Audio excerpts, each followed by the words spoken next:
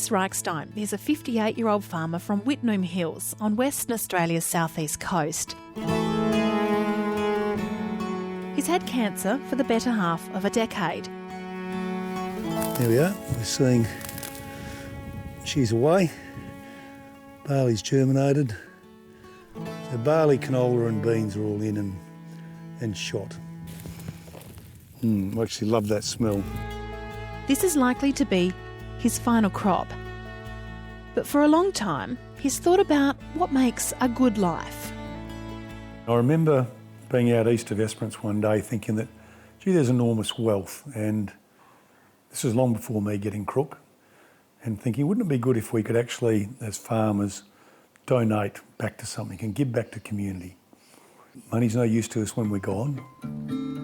Chris's family has farmed in the Esperance region of WA, about 700 kilometres east of Perth, for 55 years.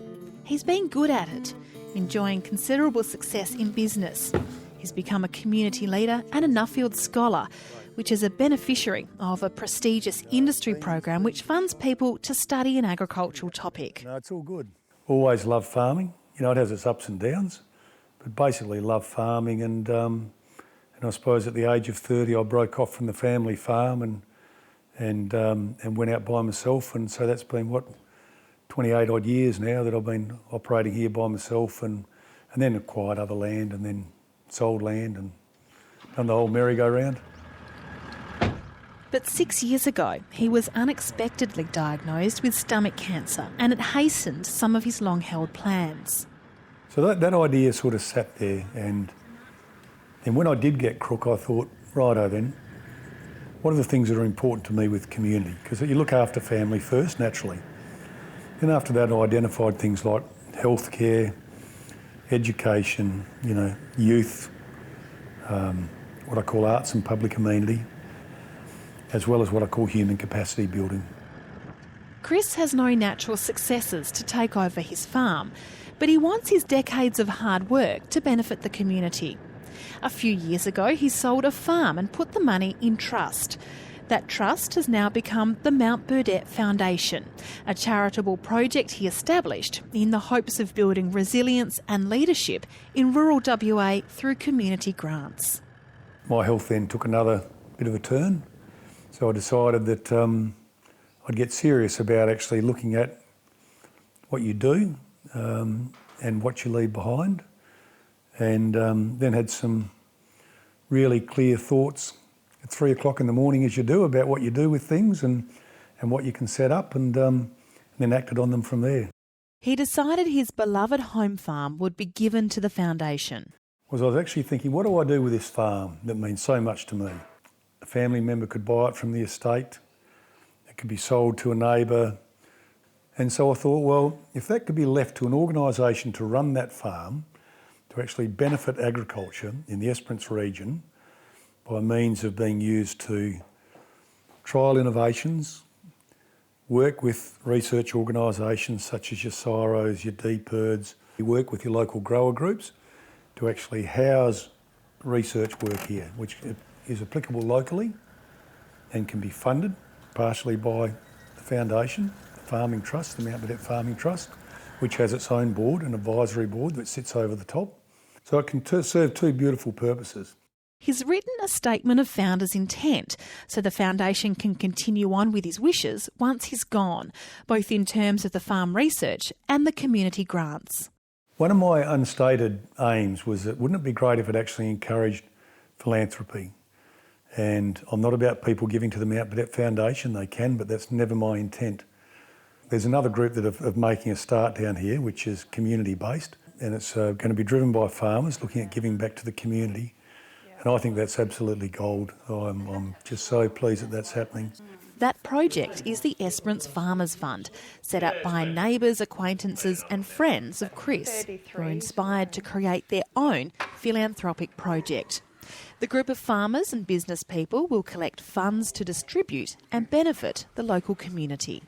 Yeah, well, I guess I've been involved in the Mount Burdett Foundation for a little while, and it sort of got me thinking about philanthropy, and wouldn't it be a good idea to, sort of kill two birds with one stone, one, give Esperance farmers a better rapport with the general community, and two, to do some real good. Well, my key aim would be to get step change with the disadvantaged people in town. The fund is still in its infancy, but has recently been given a boost thanks to a $10,000 grant from a not-for-profit organisation. While the Mount Burdett Foundation funds projects statewide, the Esperance Farmers Fund will stay hyper-local. Well, when Greg sort of raised the idea and floated it with us, it just seemed like a no-brainer, really. We spoke about how often businesses in town are approached to sponsor sporting and PNCs and schools and all sorts of organisations. And we feel like we've got a role to play there too, where some, successful businesses and some quite large businesses and a lot of people wanting to do good. And this, I guess, is a vehicle or a way to unite people and do that.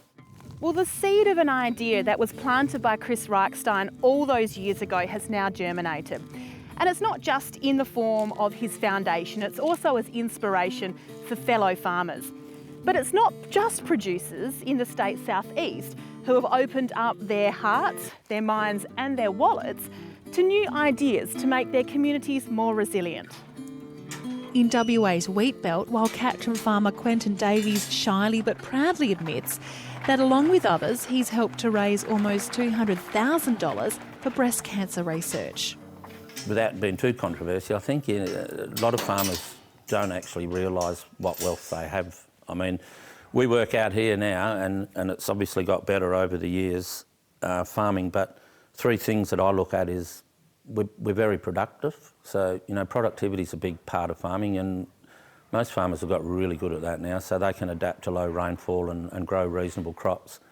And then there's their assets and capital, which majority of the farmers have, got plenty of machinery and a few off-farm assets, so that's not too bad. And then the third thing is community. And I'm big on community, obviously. I believe if you haven't got the community, then the other two probably shouldn't exist or probably won't exist. Albany woman Liz Roberts died in 2014 after a long battle with breast cancer, leaving behind 3 sons and her husband.